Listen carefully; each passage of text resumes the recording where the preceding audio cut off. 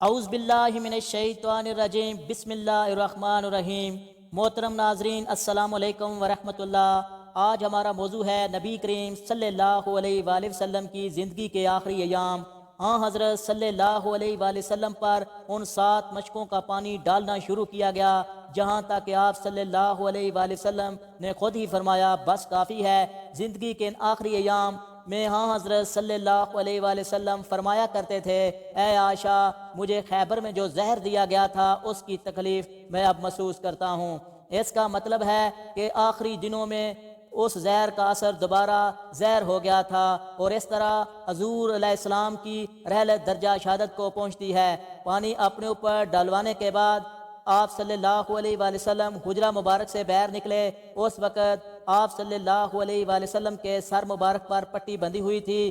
سب سے پہلے آپ نے شہداء احد کے لیے دعا مانگی، بہت دیر تک ان کے لیے دعا فرماتے رہے۔ پھر ارشاد فرمایا، اللہ تعالیٰ نے اپنے بندوں میں سے ایک بندے کے سامنے ایک طرف دنیا رکھی اور دوسری طرف وہ سب کچھ رکھا جو اللہ تعالیٰ کے پاس ہے۔ پھر اس بندے کو اختیار دیا وہ ان دونوں چیزوں میں سے کوئی ایک چن لے۔ اس بندے نے اپنے لیے وہ پسند کیا ہے جو اللہ تعالیٰ کے پاس ہے۔ حضرت ابو بکر صدیق رضی اللہ عنہ ان باتوں کا مطلب فوراً سمجھ گئے۔ حضرت صلی اللہ علیہ وآلہ وسلم کی ان سے مراد اپنی ذات ہے، چنانچہ رونے لگے اور عرض کیا، اے اللہ کے رسول، ہم اپنی جانیں اور اپنی اولادیں آپ پر قربان کر دیں گے۔ حضرت صلی اللہ علیہ وآلہ وسلم نے انہیں روتے ہوئے دیکھ کر فرمایا، ابو بکر، خود کو سنبھالو۔ پھر لوگوں سے مخاطب ہو کر ارشاد فرمایا، لوگوں، ساتھ دینے کے اعتبار سے اور اپنی دولت خرچ کرنے کے اعتبار سے جس شخص کا مجھ پر سب سے زیادہ احسان ہے وہ ابو بکر ہے۔ یہ حدیث صحیح ہے، اس کو 10 سے زیادہ صحابہ نے نقل کیا ہے۔ پھر حضرت صلی اللہ علیہ وآلہ وسلم نے ارشاد فرمایا، مسجد سے ملے ہوئے تمام دروازے بند کر دیے جائیں، بس ابو بکر کا دروازہ رہنے دیا جائے، کیونکہ میں اس دروازے میں نور دیکھتا ہوں۔ صحبت اور رفاقت کے اعتبار سے میں کسی کو ابو بکر سے افضل نہیں سمجھتا۔ ایک روایت میں ہے کہ ابو بکر میرے ساتھی ہیں اور میرے غمسار ہیں، اس لیے مسجد میں کھلنے والی ہر کھڑکی بند کر دو سوائے ابو بکر کے کھڑکی کے۔ حضرت صلی اللہ علیہ وآلہ وسلم نے حضرت ابو بکر صدیق رضی اللہ عنہ کے بارے میں یہ بھی ارشاد فرمایا، میرے ساتھی ابو بکر کے بارے میں مجھے تکلیف نہ پہنچاؤ۔ حضرت ابو بکر صدیق رضی اللہ عنہ کے بارے میں حضرت صلی اللہ علیہ وآلہ وسلم کا یہ بھی ارشاد مبارک ہے، جب لوگوں نے مجھے جھوٹا کہا تھا تو ابو بکر نے مجھے سچا کہا تھا، جب لوگوں نے اپنا مال روک لیا تھا تو ابو بکر نے میرے لیے اپنے مال کو فیاضی سے خرچ کیا، جب لوگوں نے مجھے بے یارو مددگار چھوڑ دیا تھا تو ابو بکر نے میری غم خواری کی تھی۔ حضرت عباس رضی اللہ عنہ نے حضرت صلی اللہ علیہ وآلہ وسلم سے عرض کیا، اے اللہ کے رسول، یہ کیا بات ہے کہ آپ نے ابو بکر کا دروازہ تو کھولا رہنے دیا اور باقی لوگوں کے دروازے بند کروا دیے؟ ان کی بات کے جواب میں حضرت صلی اللہ علیہ وآلہ وسلم نے ارشاد فرمایا، اے عباس، نہ میں اپنے حکم سے کھلوائے ہیں اور نہ ہی بند کروائے ہیں۔ مطلب یہ تھا کہ ایسا کرنے کا حکم اللہ تعالیٰ نے دیا ہے۔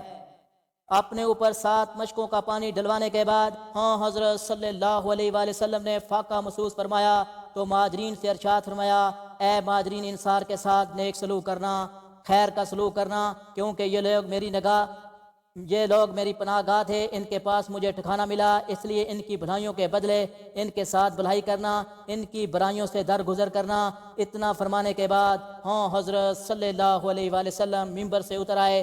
اپنے مرض وفات میں حضرت صلی اللہ علیہ وآلہ وسلم نے حضرت ابو بکر صدیق رضی اللہ عنہ کو حکم دیا کہ وہ نماز پڑھیں۔ وہ نماز عشاء تھی۔ جب حضرت بلال رضی اللہ عنہ نے اذان دی تو حضرت صلی اللہ علیہ وآلہ وسلم نے ارشاد فرمایا، میرے لیے برتن میں پانی لاؤ۔ آپ صلی اللہ علیہ وآلہ وسلم نے وضو کیا، پھر مسجد میں جانے کا ارادہ فرمایا، مگر غشی طاری ہو گئی۔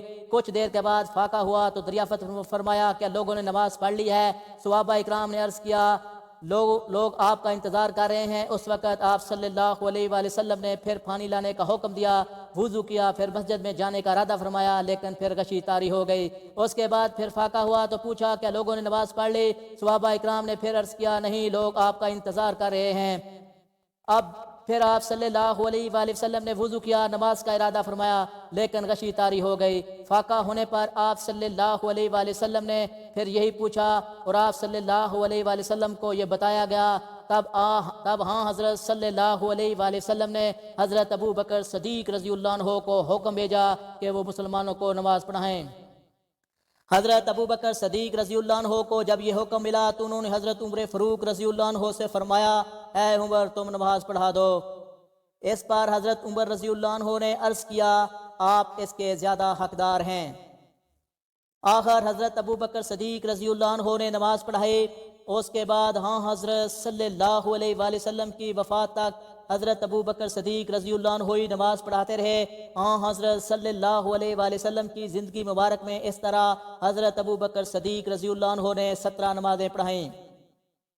اس دوران صبح کی ایک نماز میں ہاں حضرت صلی اللہ علیہ وآلہ وسلم ان کی امامت میں دوسری رکعت میں شریک ہوئے اور اپنی پہلی رکعت کے بعد ادا فرمائی۔ اس نماز کے لیے آپ صلی اللہ علیہ وآلہ وسلم 2 آدمیوں کا سہارا لے کر مسجد تک آئے۔ ان 2 میں سے ایک حضرت عباس رضی اللہ عنہ تھے۔ حضرت ابو بکر صدیق رضی اللہ عنہ اس وقت نماز پڑھا رہے تھے۔ انہوں نے ہاں حضرت صلی اللہ علیہ وآلہ وسلم کو تشریف لاتے دیکھا تو فوراً پیچھے ہٹنے لگے تاکہ ہاں حضرت صلی اللہ علیہ وآلہ وسلم امامت فرمائیں، مگر آپ صلی اللہ علیہ وآلہ وسلم نے انہیں اشارے سے فرمایا پیچھے نہ ہٹیں۔ پھر آپ صلی اللہ علیہ وآلہ وسلم اپنے دونوں ساتھیوں کو حکم دیا تو انہوں نے آپ صلی اللہ علیہ وآلہ وسلم کو حضرت ابو بکر صدیق رضی اللہ عنہ کے بائیں جانب بٹھا دیا۔ اس طرح حضرت ابو بکر صدیق رضی اللہ عنہ نے کھڑے ہو کر نماز ادا کی۔ ان کے پیچھے باقی تمام صحابہ نے کھڑے رہ کر نماز ادا کی اور ہاں حضرت صلی اللہ علیہ وآلہ وسلم نے بیٹھ کر نماز پوری فرمائی۔ امام ترمذی لکھا ہے کہ ہاں حضرت صلی اللہ علیہ وآلہ وسلم نے حضرت ابو بکر صدیق رضی اللہ عنہ کے پیچھے 3 مرتبہ نماز پڑھی۔ اس بارے میں یہ روایت بھی ہے کہ پہلی مرتبہ حضرت عمر رضی اللہ عنہ امامت کرانے لگے تھے۔ ہاں حضرت صلی اللہ علیہ وآلہ وسلم نے جب ان کی آواز سنی تو ارشاد فرمایا، نہیں نہیں نہیں، ابو بکر نماز پڑھائیں۔ ہاں حضرت صلی اللہ علیہ وآلہ وسلم کا یہ ارشاد سن کر حضرت عمر رضی اللہ عنہ پیچھے ہٹ آئے تھے اور حضرت ابو بکر صدیق رضی اللہ عنہ نے آگے بڑھ کر نماز پڑھائی تھی۔ پھر آخری روز ہاں حضرت صلی اللہ علیہ وآلہ وسلم نے سر مبارک پردے کے بیر سے نکال کر مسجد میں دیکھا، لوگ حضرت ابو بکر صدیق رضی اللہ عنہ کے پیچھے نماز ادا کر رہے تھے۔ یہ دیکھ کر آپ صلی اللہ علیہ وآلہ وسلم مسکرا دیے۔ یہ دن پیر کا دن تھا، وہی دن جس میں ہاں حضرت صلی اللہ علیہ وآلہ وسلم نے وفات فرمائی۔ مسکرا کر صحابہ اکرام کو دیکھنے کے بعد آپ صلی اللہ علیہ وآلہ وسلم نے پردہ گرا دیا۔ اس وقت لوگوں نے محسوس کیا کہ حضور اقدس صلی اللہ علیہ وآلہ وسلم کی طبیعت اب پہلے سے بہت بہتر ہے اور یہ آپ صلی اللہ علیہ وآلہ وسلم کی تکلیف میں کمی ہو گئی ہے۔ سو آپ کے آس پاس موجود صحابہ اپنے گھروں کو چلے گئے۔ حضرت ابو بکر صدیق رضی اللہ عنہ بھی مدینہ منورہ کے قریب مسق نامی دیہات چلے گئے جہاں ان کی دوسری زوجہ محترمہ کا گھر تھا۔ یہ جگہ مدینہ منورہ سے 1 یا 1.5 میل کے فاصلے پر تھی۔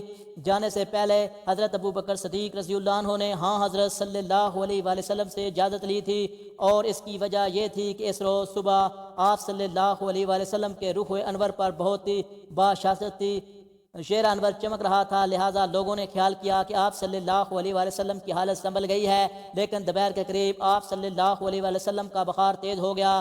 یہ خبر سنتے ہی تمام ازواج مطہرات پھر آپ صلی اللہ علیہ وآلہ وسلم کے پاس آ گئیں۔ آپ صلی اللہ علیہ وآلہ وسلم پر اس وقت بار بار غشی طاری ہو رہی تھی۔ یہ ہوش آتے تو فرماتے، میں رفیق اعلیٰ کی بارگاہ میں حاضر ہوتا ہوں۔